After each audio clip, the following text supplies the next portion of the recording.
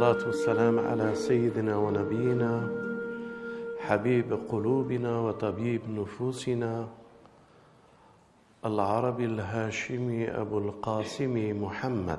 اللهم صل على محمد وآل محمد وعلى أهل بيته بيت النبوة الطيبين الطاهرين الأئمة المعصومين وعلى أصحابه الميامين. ربي اشرح لي صدري ويسر لي أمري واحلل عقدة من لساني يفقه قولي. باسمك الله وعليك توكلنا. بسم الله الرحمن الرحيم. والعصر إن الإنسان لفي خسر إلا الذين آمنوا وعملوا الصالحات وتوصوا بالحق وتوصوا بالصبر. Mes frères et sœurs, avec la fin de cette sourate, وتوصوا بالحق وتوصوا بالصبر, ceux qui se recommandent la vérité et la patience. Il a mis la vérité dans la patience. Dieu, quand il se révèle à nous et qu'il met une parole, heureux ceux qui sont doués de sens et d'intelligence et qui perçoivent les signes de la parole. En somme, la patience devient la vérité. C'est vrai que les défis qu'on a eus avec notre frère Adam et les défis qui ont continué à se poursuivre jusqu'à aujourd'hui sont très grands. Et ils ne nous laissent pas de répit. Nous le savons, nous le comprenons, que nous sommes là pour combattre les contradictions. Nos ennemis d'abord de l'intérieur, et puis nos ennemis extérieurs ne sont pas si nuisibles si nous avons maîtrisé le grand combat de nos ennemis intérieurs. Alors, les paroles de Dieu sont là pour nous apprendre un langage, et que peut-être à travers ce langage, c'est certain même, que ce langage, il est là pour nous donner le mur de Dhul Qarnayn. Cette révélation et cette vérité et cette parole, lorsque Dieu nous a créés et que notre Père est tombé par le plan diabolique d'Iblis, il lui a été dit qu'une direction viendra pour le renforcer dans la détresse qu'il aura. Alors nous avons un livre. C'est ce livre qui est la solution pour nous-mêmes, pour nous renforcer. Et quand nous le prenons et nous le lisons, nous le découvrons tous les jours. Tous les jours, les versets que nous découvrons nous orientent et nous font découvrir la puissance de la parole et ce qu'elle fera de nous et comment ça se fait qu'elle est cachée pour tous, mais elle est ouverte uniquement à une exception. Cette exception dans la parole qui fait que nous nous distinguons et nous nous reconnaissons à travers la parole. Comme je vous l'ai déjà dit, le Messie et le Mahdi alayhi salam, lorsqu'ils viendront, ils seront la parole. Comme vous le savez, Dieu a dit que le Messie est la parole. Et le Messie est renforcé par l'esprit de la parole. Le Messie est la parole. Le Mahdi, alayhi salam, il est le livre de la parole. Il est le symbole de la lumière, de la justice et de la vérité. Il est le symbole de la patience. Regardez depuis les temps, depuis qu'ils sont occultés au regard des hommes, le temps qui a passé et le temps que nous les attendons, ils ne relient que par une patience. Le lien que nous aurons, que si nous sommes patients et endurants, et bien sûr faire obstacle à toutes les contradictions et à tous nos ennemis. En premier, nos ennemis intérieurs, ceux qui nous font le waswas, من الشيطان ومن الإنسان من الشياطين من الجن ومن الإنس. Ce sont ces contradictions qui nous poussent toujours au calcul et à la réflexion qui font que nous perdons la patience. Et la patience est une arme redoutable pour les croyants. Ne seront heureux et élevés au degré le plus haut que ceux qui sont patients. C'est eux qui réussiront. La vérité est la patience, et la patience, c'est la vérité. Bien entendu, nous avons un combat à mener, mais nous le menons avec courage et patience. Nous ne désirons pas les choses et obtenir les choses avec urgence. Nous ne voulons pas des résultats précipités. Nous voulons des résultats mis par Dieu entre les mains de Dieu et qu'il le distille comme il le veut. Nous ne réclamons que son amour et sa proximité et suivre son messager et la parole. Je vous dis aujourd'hui, mes frères, mes sœurs, on est une communauté qui est éloignée des extrêmes. Les extrêmes ne sont pas le monde de l'islam, ni le monde de la communauté de la lumière. Tout extrême nous poussera vers des dérives et vers des empressements, et nous perdons la patience. Le mot-clé de la patience, si je peux vous le résumer en un mot, la réussite de la justice et de la vérité, elle se trouve dans la patience. Et la patience, son mot-clé, c'est la paix. C'est de cette paix que Laylat al-Qadr se résume. C'est cette paix qui a réuni tous les croyants attachés à un câble. C'est cette sérénité et cette paix que chacun doit avoir. Chacun doit partager, chacun doit faire vivre dans son entourage. Il faut que les croyants, quand ils sont entre eux, se sentent en paix. Il faut que les croyants et les croyantes dégagent la paix. De eux, les gens sont tranquilles pour leur bien, pour leur sécurité et pour tout leur environnement. Nous sommes les hommes et les femmes de paix. Nous communiquons que la paix. Et dans la paix, la patience de l'animosité de ceux qui nous agressent, qui agressent nos femmes, qui colportent des mensonges sur notre religion et notre prophète. Nous devons être dignes et nous devons être patients. Parce que ces gens-là finiront un jour par se faire mal et se brûler, comme un enfant qui ne sait pas jouer et qu'il s'amuse de voir ce que le feu, est-ce qu'il brûle ou il ne brûle pas.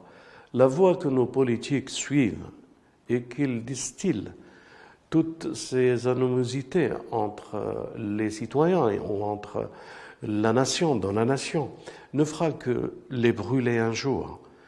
Les brûler, je veux dire le symbole qu'un jour ils perdront l'équilibre et le mal qu'ils le feront. Ils le verront sur leurs enfants et leurs femmes.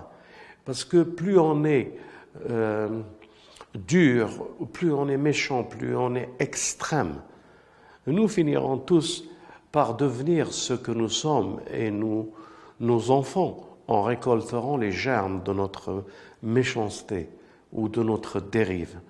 Donc, les croyants doivent être patients, courageux et affronter les défis avec sérénité. Et surtout, former cette communauté de paix, cette communion que nous avons ici au Centre Zahra, de se fraterniser et de s'unir encore plus dans la paix, l'amour et la patience, et dans la justice que nous proclamons et que nous mettons haut comme étendard de la vérité et de la patience et de la justice.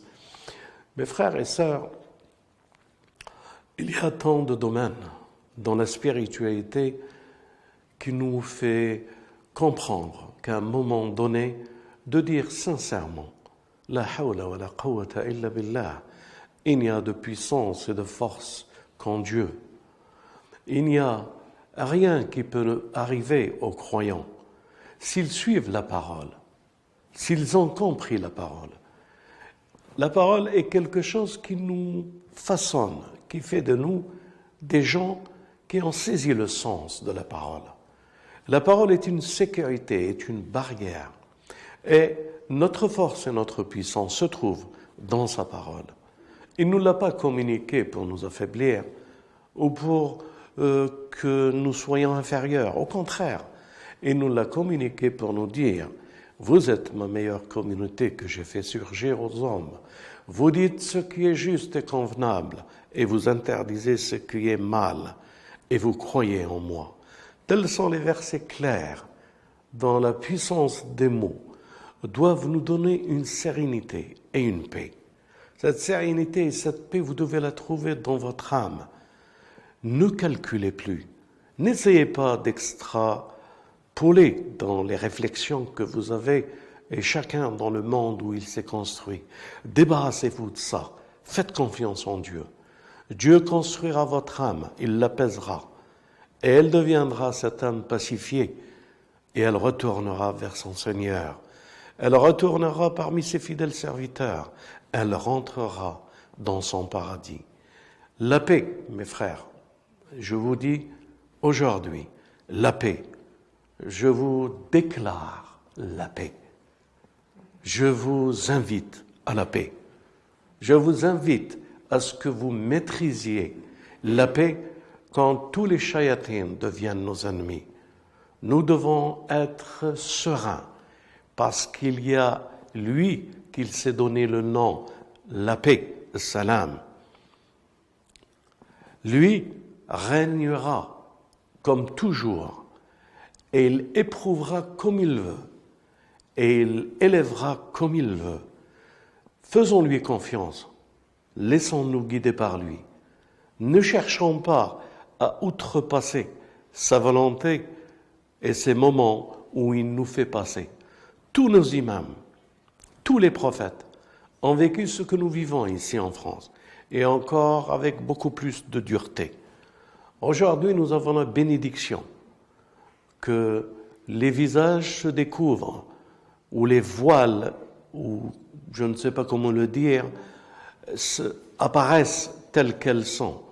Ceux qui prétendent être des humains et avoir une civilisation à porter, ceux qui prétendent la liberté, ceux qui prétendent à la démocratie, à la laïcité, ceux qui prétendent que nous avons une législation et une constitution et qu'ils bafouent tous ces mots qu'ils ont construits avec la société et leur environnement sont en train d'être trahis.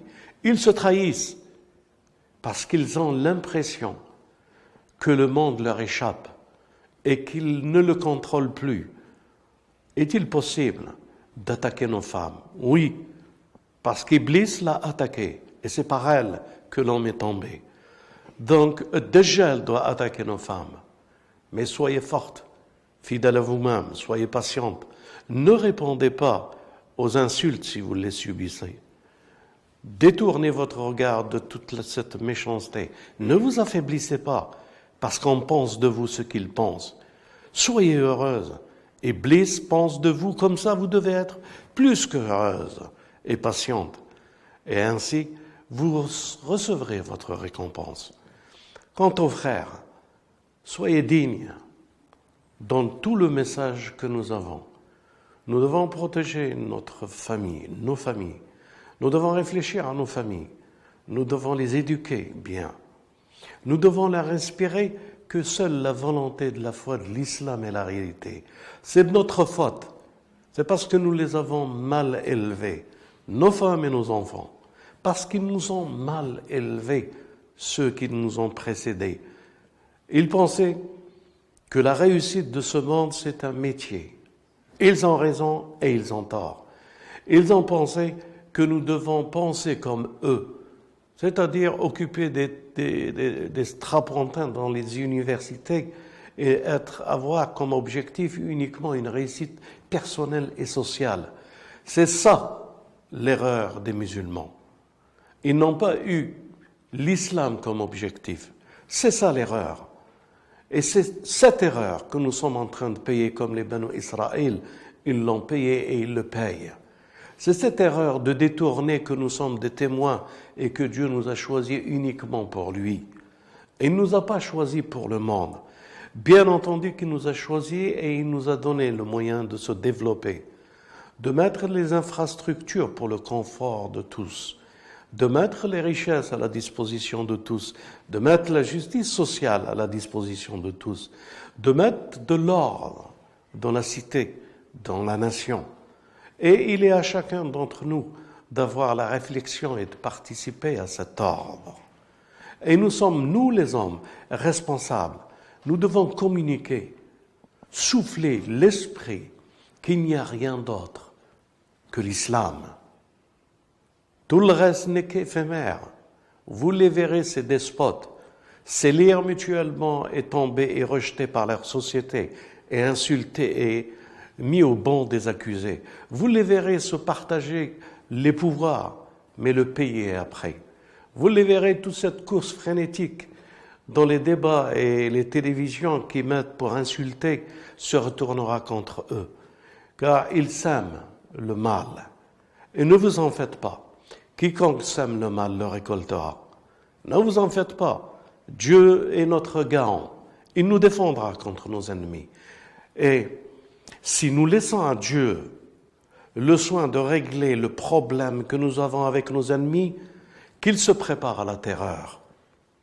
Par lui, qu'il se prépare à leur introduire dans leur mentalité, dans leur cœur, les pires calomnies, les pires mensonges, et qu'ils l'accepteront comme vérité. Ils ne se rendent même pas compte qu'ils ne sont plus humains. Et nous sommes là pour leur faire comprendre ce que c'est que la sagesse et l'unité de l'islam. Musulmans, unissez-vous, ça sera notre force. Chrétiens, unissez-vous. Juifs et toutes les religions et philosophies, qu'ils ont dans la vie un sens, qu'ils ont quelque chose qui les élève. Unissons-nous contre le Dajjal. Et nous sommes, non seulement par la puissance de la force de notre unité, mais par l'amour de notre unité, par la miséricorde et la réconciliation entre nous. Nous foutrons une raclée à tous ces perturbateurs, à tous ces sionistes qui ne cherchent qu'à nous diviser la nation et diviser les Français et faire des musulmans leurs ennemis. Et comme Hitler a fait des Juifs leurs ennemis. Aujourd'hui, il n'y a pas de différence avec les hommes politiques que nous avons et leur discours, et le discours du nazisme. Mes frères et sœurs, où est le nazisme aujourd'hui? Mes frères et sœurs, où est Pharaon aujourd'hui? Laissez à Dieu le soin de leur régler leur compte. Et un jour, ils le regretteront et ils viendront. Vous les verrez de vos yeux venir et vous dire pardon, on nous a mis en erreur. Alors je leur dis aujourd'hui, c'est aujourd'hui que vous devez vous repentir et revenir. Vous les femmes françaises, vous devez défendre les musulmanes. Vous devez être présents quand ils souffrent. Et alors là, vous serez dignes et grandes, comme vous l'avez été dans l'histoire. C'est aux femmes chrétiennes de relever le défi pour défendre les musulmanes. C'est aux femmes juives de relever le défi, parce que toucher une musulmane, c'est toucher la racine de la spiritualité de Marie et d'une Massih et de Jésus. Toucher la spiritualité de la femme et l'honneur de la femme, c'est toucher à la Torah et toucher à tout ce que les commandements et ce que Dieu a révélé à Moïse. Les enjeux sont là. Nous sommes face à un complot contre la femme, encore une fois. Et aujourd'hui, la musulmane en subit. Mais sachez, vous serez les vainqueurs. Et nous sommes là, avec vous, pour vous assister dans ce combat et vous redonner l'honneur que le messager de Dieu et tous les prophètes vous ont donné. Wassalamu alaikum wa rahmatullah wa barakatuh.